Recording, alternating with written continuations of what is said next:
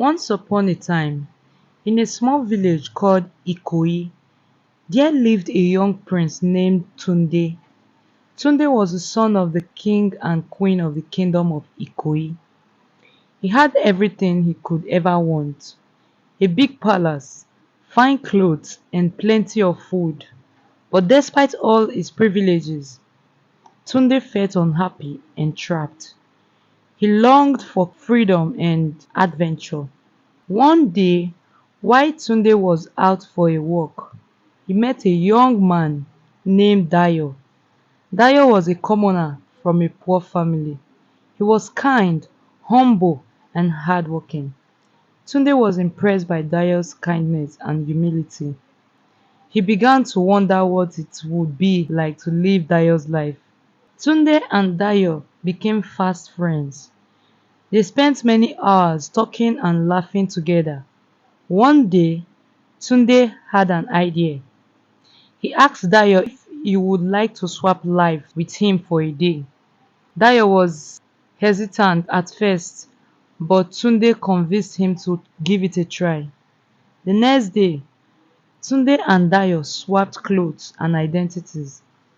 Tunde went to Dayo's village, where he was welcomed as Dayo.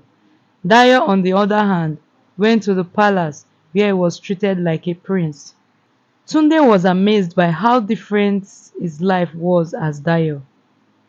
He had to wake up early to help with the farm work. He had to eat simple food and wear worn-out clothes. But despite the hardships, Tunde felt a sense of freedom and joy that he had never experienced before.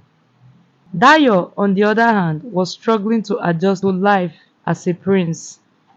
He was overwhelmed by the luxury and extravagance of the palace. He was confused by the complex rules and protocols of royal lives. But despite the challenges, Dayo was determined to make the most out of his experience. As the day went on, Tunde and Dayo both learned valuable lessons about each other's life. Tunde realized that being a commoner was not easy, but it had its own rewards. Dayo learned that being a prince came with its own set of challenges and responsibilities. But as the sun began to set, Tunde and Dayo both knew that they had to switch back to their own lives. They said their goodbyes and thanked each other for their experience. As Tunde returned to the palace, he was greeted with a surprise. The king and queen had announced a grand feast to celebrate Tunde's birthday, but Tunde was not in the mood for celebrations. He was still thinking about his experience as Dayo. The king and queen noticed that Tunde seemed distant and preoccupied.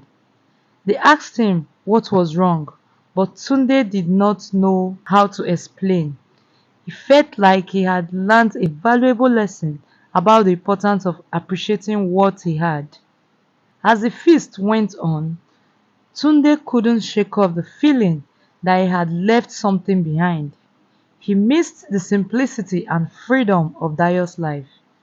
Just then, Dayo appeared at the palace dressed in his simple clothes.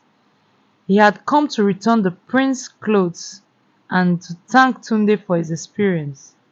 The king and queen were surprised to see Dayo, but Tunde was overjoyed.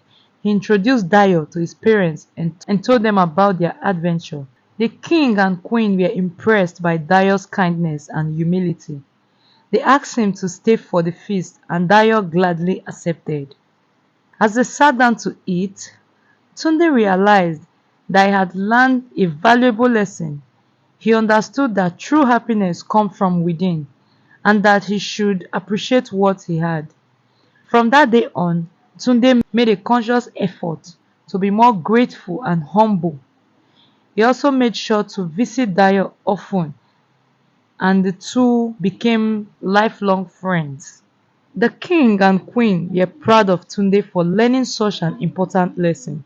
They knew that he would make a great king one day, and that they were grateful to Dayo for teaching him the value of humility.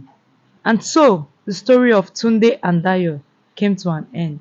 but the lessons they learned would stay with them forever. As days went by, Tunde and Dayo became inseparable. They spent their days exploring the kingdom, learning about each other's life and sharing stories. Tunde learned about the struggles of being a commoner, while Dayo learned about the responsibilities of being a prince. One day, while they were out on a walk, they stumbled upon a group of villagers who were struggling to fix a broken bridge. The bridge was the only way for the villagers to cross the river and get to the other side, where they could sell their goods at the market. Tunde, being the prince, wanted to use his royal powers to fix the bridge, but Dayo, being the commoner, had a different idea. He suggested they work together with the villagers to fix the bridge. Tunde was hesitant at first, but Dayo convinced him to give it a try. Together, they rolled up their sleeves and got to work. They lifted heavy rocks, hammered nails, and tied ropes. As they worked, Tunde realized that being a prince wasn't just about giving orders and wearing fancy clothes. It was about working together with others, listening to their ideas, and using his privilege to make a positive impact. After several hours of hard work, the bridge was finally fixed. The villagers cheered and thanked Tunde and Dayo for their help. As they walked back to the palace, Tunde turned to Dayo and said, "Thank you for teaching me the value of hard work and teamwork. I realize now that being a prince is not just about power and privilege, but also serving others and making a difference." Dayo smiled and said, "You're welcome, Tunde. I am glad I could help you see things from a different perspective." From that day on, Tunde and Dayo continued to work together, using their unique skills and perspectives to make their kingdom a better place. They proved that even the most unlikely of friends could become the closest of companions, and that together they could achieve great things. The kingdom of Ikoyi was known for its beautiful masquerade, which were performed during special occasions. The masquerades were colorful, elaborate, and mysterious, with intricate designs and patterns. One day, the king announced that a grand masquerade ball would be held in the palace to celebrate the harvest season. All the nobles and commoners were invited, and everyone was excited to attend. Tunde, being the prince, was expected to wear a magnificent masquerade costume to the ball, but he had other plans. He wanted to wear a simple yet elegant costume that would allow him to blend in with the commoners. Dayo, being the commoner, was not expected to attend the ball, but Tunde insisted that he come. He wanted Dayo to experience the magic of the masquerade ball. As they prepared for the ball, Tunde and Dayo couldn't help but feel a sense of excitement and nervousness. They knew that the ball would be a night to remember, but they also knew that it would be a night of secrets and surprises. The night of the masquerade ball arrived, and the palace was filled with music, laughter, and colorful costumes. Tunde and Dayo wore their masks and mingled with the guests, trying to guess who was behind each mask. As they danced and laughed, Tunde and Dayo stumbled upon a mysterious figure wearing a black mask. The figure seems to be watching them, and Tunde and Dayo couldn't help but feel a sense of unease. Who was behind the black mask? And what did they want with Tunde and Dayo? The night was full of secrets. Tunde and Dayo were determined to uncover them. The mysterious figure in the black mask seems to be everywhere, watching Tunde and Dayo's every move. They tried to ignore the figure, but they couldn't shake off the feeling that something was off. As the night wore on, Tunde and Dayo stumbled upon a hidden room deep within the palace. Inside the room, they found a series of cryptic messages and clues that seemed to point to a deeper conspiracy. Who was behind the conspiracy, and what did they want with Tunde and Dayo? The night was full of secrets, Tunde and Dayo were determined to uncover them. As they deciphered the clues, Tunde and Dayo realized that the mysterious figure in the black mask was just small part of a larger scheme. They were in grave danger and they had to act fast to save themselves and the kingdom. The clock struck midnight and the masquerade ball came to an end. Tunde and Dayo had uncovered a sinister plot to unthrone the king and take control of the kingdom. With the help of their friends, Tunde and Dayo foiled the plot and saved the kingdom. The mysterious figure in the black mask was revealed to be a disgruntled noble who had been seeking revenge against the king. The noble was banished from the kingdom, and the king thanked Tunde and Dayo for their bravery. As a reward, the king granted Dayo a place at the palace as a royal advisor. Dayo was overjoyed and accepted the offer. Tunde and Dayo continued to work together, using their unique skills and perspective to make the kingdom a better place.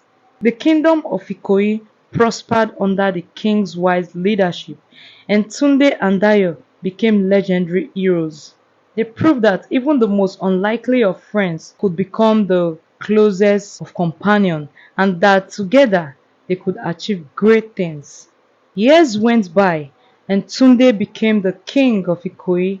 He ruled with kindness, wisdom, and courage, and the kingdom continued to prosper. Dayo remained his trusted advisor, and together they made sure that the kingdom was always just and fair. One day, Tunde's son, Femi, came to him with a curious expression. "Father, I have heard stories about your adventure with Dayo. Can you tell me more about them?" Tunde smiled, remembering the good old days. "Ah, my son, where do I even begin? Let me tell you the story of how Dayo and I swapped lives and became the best of friends." And so, Tunde began to tell his son the story of the royal masquerade, a tale of friendship, adventure, and the power of kindness and humility. As Tunde told his son the story, Femi listened with wide eyes and a curious mind. He was fascinated by the adventure of his father and Dayo, and he couldn't wait to hear more. When Tunde finished the story, Femi applauded enthusiastically. "Father, that was the best story I've ever heard. I wish I could have been there to see it all happen." Tunde smiled, pleased that his son had enjoyed the story. "I am glad you liked it, Femi. But remember, the story of the royal masquerade is not just about the adventure and excitement. It's also about the importance of kindness, humility, and friendship." Femi nodded, taking his father's words to heart. He knew that he had a lot to learn from his father's experience, and he was eager to start his own journey of discovery. As the sun began to set, Tunde and Femi walked out to the palace gardens, enjoying the cool evening air and the sound of birds singing. They strolled along the winding path, talking and laughing together, and enjoying each other's company. As they walked, Tunde pointed out the different plants and flowers that grew in the garden. Femi listened intently, asking questions and learning about different species. After a while, they came to a beautiful fountain where water splashed and played in the sunlight. Tunde and Femi sat down on a nearby bench, watching the water and enjoying the peaceful atmosphere. As they sat there, Tunde turned to Femi and said, "You know, my son, I have been thinking. It is time for you to start your own journey of discovery. Are you ready to learn more about the world and your place in it?" Femi's eyes lit up with excitement. "Yes, father, I am ready. What's the first step?" Tunde smiled with his son's enthusiasm. "The first step, my son, is to learn about the history and culture of our kingdom. I want you to spend the next few weeks studying and learning as much as you can. And then, We will see where your journey takes you. Femi nodded eagerly, already looking forward to the adventure that lay ahead. As he and his father sat there in the palace garden, watching the sun set behind the trees, Femi knew that his journey was just beginning. Thanks for watching. Like and share the story if you enjoyed it. And also subscribe to this channel for more amazing stories like this. See you in the next video.